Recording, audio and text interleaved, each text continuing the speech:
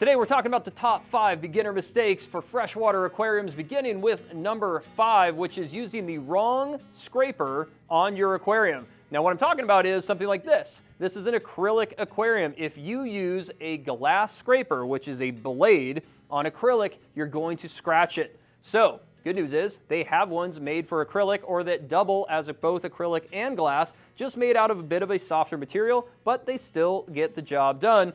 If you're going to use one of these cool little magnets like this to clean your glass, make sure you get the one designed for acrylic aquariums if that's what you have. Mistake number 4 is not doing regular water changes. Now, a lot of experienced hobbyists will tell you that you don't have to do regular water changes, and they're right.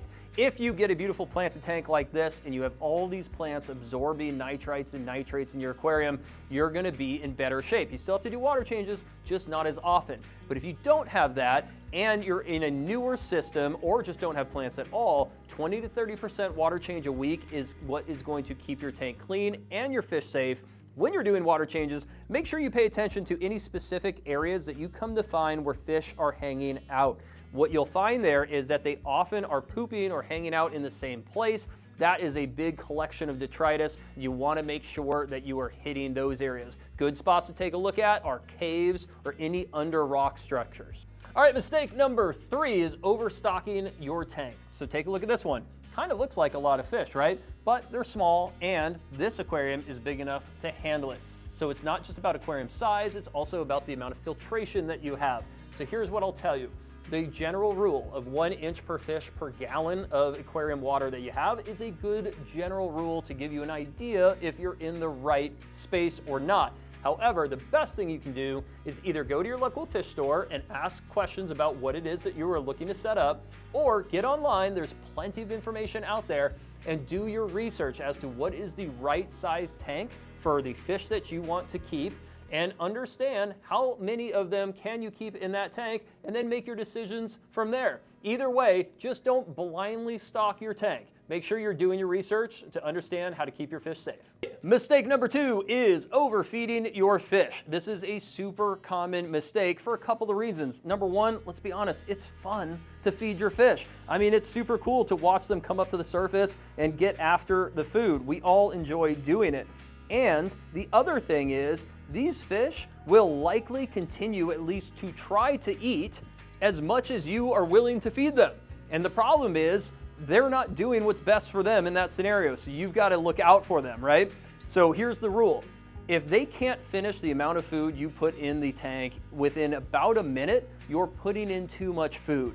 And what happens when you do that is that food then doesn't get consumed by the fish, it sinks down to the bottom of the aquarium, and it begins to essentially rot, right? And that food then turns into ammonia, which can be harmful for your fish. So not only do you want to feed the appropriate amount for your water to remain clean and things like that, but you've got to feed the appropriate amount to actually keep your fish safe. Now do your research on this, because some fish actually eat more than once a day, whereas other fish, just once a day is fine. So make sure you look up what you've got in your aquarium to make sure that these guys are happy.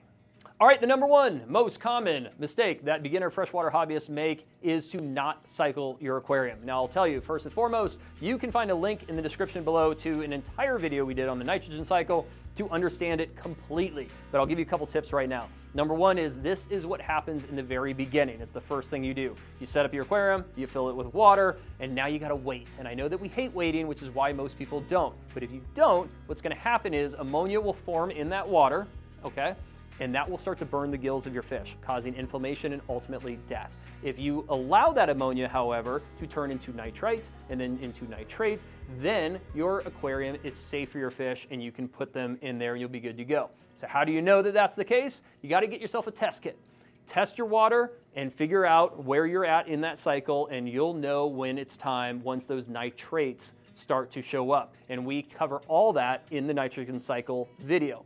Another hot tip is, make sure that you add some beneficial bacteria into your aquarium. You can use that with a Brightwell microbacter, and you can add that into your aquarium to make sure that the beneficial bacteria that are going to kickstart that cycle are in there and working.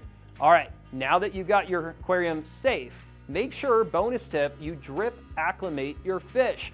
This is going to allow them to get used to the pH and the temperature of your aquarium water in comparison to the water that they're in likely the bags that you brought them home in. That will also reduce stress, which reduces sickness, and it will make sure that your fish are nice and happy.